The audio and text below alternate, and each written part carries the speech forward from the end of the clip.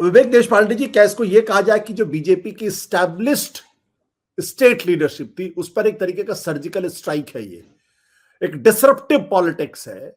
और disruptive politics इसलिए कह रहा हूं क्योंकि बहुत सारे लोग कह रहे हैं कि भाई नई पीढ़ी के लोगों को आगे बढ़ाया जा रहा है। बिल्कुल बढ़ाया जाना चाहिए, इसमें कोई दो राय नहीं है। बट भूपेंद्र पटेल जब से गुजरात के मुख्यमंत्री बने हैं, मुझे तो कभी उनके बारे में सुनने को नहीं मिलता कि वो अपने अपने बल पे इतने करिश्माई हो गए हैं कि अगर नरेंद्र मोदी और अमित शाह ना रहे तो अपने बल पे वो गुजरात में बीजेपी को जिता के ला सकते हैं। हाँ, कुछ राज्यों के अंदर जरूर उन्होंने एक्सपेरिमेंट किया, जैसे कि उत्तराखंड का एग्जाम्पल है। पुष्कर सिंह धामी बिल्कुल नए थे, लेकिन उनके नेतृत्व में पार्टी जीती वहां पे। तो ये सर्जिकल स्ट्राइक है, एक अभूतपूर्व प्रयोग है, या टोटल कंट्रोल करने की कोशिश है ये? जी, मुझे लगता है कि थोड़े बहुत फर्क से सभी कुछ है। देखिए, मैं हमेशा ये कहता हूं कि नरेंद्र मोदी जो है उन्होंने भारतीय राजनीति का ग्रामर ही खत्म कर दिया। मैं उसको रीराइट किया ऐसा भी नहीं कहता हूं, उन्होंने नया ग्रामर रचा है ये भी नहीं कहता हूं, उन्होंने कोई ग्रामर रखा ही नहीं है। उनके there is method in his madness, मतलब मैं उसको मैडनेस कोट्स में इसलिए कहता हूं कि ये इस तरह के जो निर्णय है ये बहुत ही अचंभित करने वाले हैं। कोई कोई सिस्टम नहीं है कि किस बिना पर किसको चुना जाएगा, इसकी कोई सिस्टम नहीं है। अब मैं ये समझ सकता हूँ, विष्णुदेव साय की बात समझ सकता हूँ, वो उनका कुछ वो केंद्रीय मंत्री भी रहे हैं, वो बीजेपी के छत्तीसगढ़ के अध्यक्ष भी रहे हैं। मनोज यादव भी ठीक है, समझ सकता हूँ, उसका कुछ पॉलिटिकल एक यूज भी है कि वो यादव कम्युनिटी से आते हैं, तो बिहार और उत्तर प्रदेश के इलेक्शन में उनका इस्तेमाल किया जा सकता है।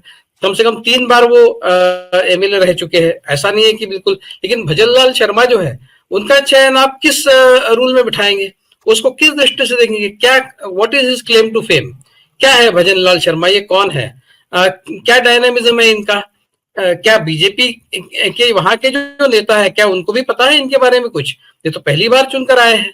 तो कोई कोई ऐसा एक तरीका है, कुछ रूल्स है जिस रूल्स के तहत ये सब किया जाता है, ऐसा नहीं है। मतलब बीजेपी के अंदर भी जो मोदी और शाह की राजनीति है उसका कोई एक कन्वेंशन नहीं है, उसका कोई ग्रामर नहीं है। वो उनके उस वक्त पर उनके दिमाग में जो बात आती है, जो उनको लगता है कि ये करना ठीक होगा, वो करते हैं। आप महाराष्ट्र का उदाहरण देखिए, महाराष्ट्र में जो उन्होंने किया है वो तो ठीक है, यहाँ तो कम से कम अपने पार्टी के लोग चुने हैं। महाराष्ट्र में तो जब देवेंद्र फडणवीस लड्डू बांट रहे थे कि वो दूसरे दिन मुख्यमंत्री बनने जा रहे, मतलब ये उद्धव ठाकरे की सरकार जब उन्होंने गिराई उसके बाद तो लड्डू बांटे जा रहे थे कि देवेंद्र फडणवीस फिर से मुख्यमंत्री बनने जा रहे। तो इन्होंने क्या किया, इन्होंने बाहर से लाया हुआ आदमी जो है उसको मुख्यमंत्री बनाया और उसको अभी तक कायम रखा है। मतलब ऐसा भी नहीं कि उसको कुछ एक टेम्पररी अरेंजमेंट के तहत लाया और फिर बदल दिया, ऐसा भी नहीं हुआ है। तो अनकन्वेंशनल तो है ही है, लेकिन इसका कोई ग्रामर नहीं है।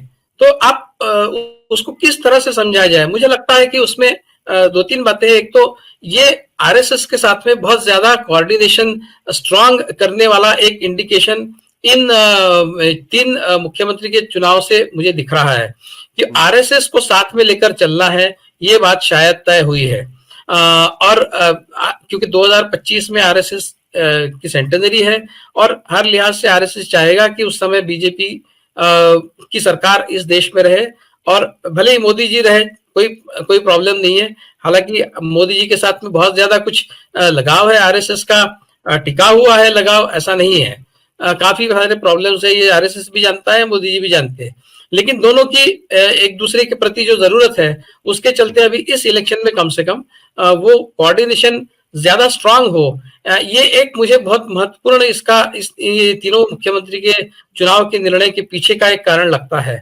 जहां तक इस निर्णय के भविष्य में सक्सेसफुल परिणाम लाने का सवाल है, मैं उसके बारे में कुछ कह नहीं सकता। देखिए, अगर वसुंधरा राजे और शिवराज सिंह चौहान अपनी जगह ठीक काम कर रहे थे और वो अपने बलबूते पर 50, 60, 70 एमएलए चुनकर ला सकते हैं, तो उनको कायम रखने में कोई प्रॉब्लम तो थी ही नहीं। लेकिन जैसे आपने कहा, ये टोटल कंट्रोल वाला ही मामला है। कोई ऑल्टरनेटिव लीडरशिप वगैरह बीजेपी में अभी उनको नहीं चाहिए।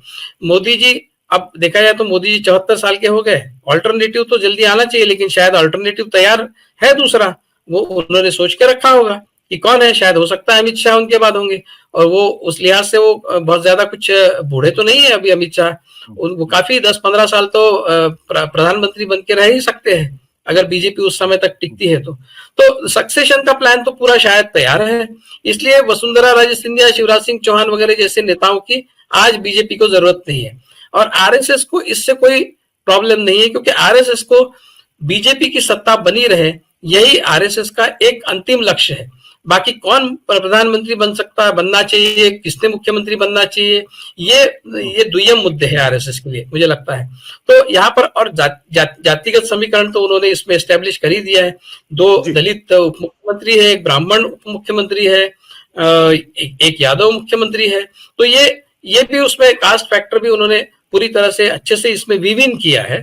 तो लेकिन क्या आगे का सवाल ये है कि ये जो एस्टेब्लिश्ड बीजेपी के लीडर्स हैं, शिवराज सिंह चौहान जैसे, रमन सिंह जैसे, वसुंधरा राजे, क्या ये 2024 के इलेक्शन के आते आते उनकी लॉयल्टी बीजेपी के प्रति उतनी ही बनी रहेगी, उनकी कमिटमेंट बीजेपी के प्रति उतनी ही बनी रहेगी जितनी पहले थी? ये भी एक सवाल है। अब बीजेपी एक कार्डर बेस्ड पार्टी है, डिसिप्लिन पार्टी है, हो सकता है ये कुछ ना करे और इंश्योर करे कि बीजेपी चुनकर आए, ये भी हो सकता है, लेकिन एक ह्यूमन फैक्टर भी होता है, और ये कोई मशीन्स तो नहीं है, ये भी ह्यूमन बीइंग्स है। हो सकता है कि कहीं कुछ गड़बड़ हो जाए, तो ये जो निर्णय हम देखते हैं आज, बहुत ड्रामेटिक और बहुत स्ट्रांग एक निर्णय हमने मोदी और शाह को लेते हुए देखा है, हो सकता है उस निर्णय का नतीजा उतना पॉजिटिव ना निकले जितना हर कोई सोचता है। मतलब ये कोई पत्थर की लकीर तो है नहीं कि ये सक्सेस ही होगा, मतलब मोदी और शाह हमेशा ही सक्सेसफुल होते हैं और हमेशा ही सही होते हैं। सत्य हिंदी का ऐप डाउनलोड करें गूगल प्ले स्टोर पर।